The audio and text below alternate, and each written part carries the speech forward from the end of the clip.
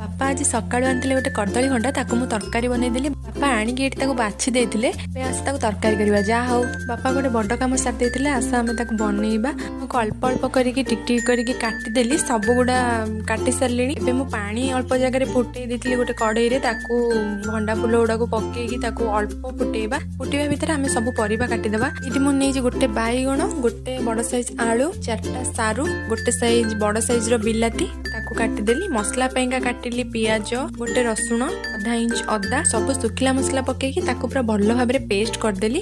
ता भीतर भंडा फुल गुडा हे जाईछि ताकू आमे छाणी देबा। भंडा फुल गुडा एइथि पैंका पानी गणती काहेकि सेरा कथा लागे।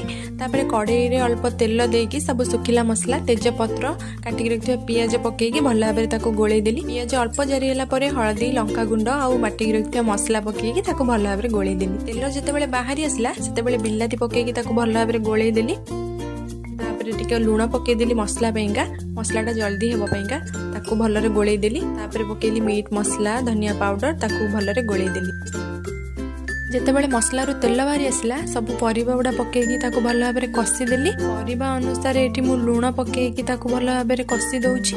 कसी सारला परे फुटेकी रखिथिबा पानी की पकेइबा। ठंडा पानी पकेइबानी गरम पानी पकेइले तरकारी रो टेस्टटा भल आसीबो। गरम पानी पकेइ देकी भल भाबरे ताकू गोळेई देली। भंडा फुल जो छाणी की रखिथिली ताकू पकेइकी एठी कवर कर देली 15 मिनिट पई। 15 मिनिट परे तो रेडी हे गला कदली फुल भंडा तरकारी। बहुत टेस्ट हेतला। ताकू गरम मसला पकेइकी ताकू तो प्लेट रे सर्व करी खाइबा। आ गोटे रिक्वेस्ट चैनल नुआ थिले लाइक शेयर सब्सक्राइब करन।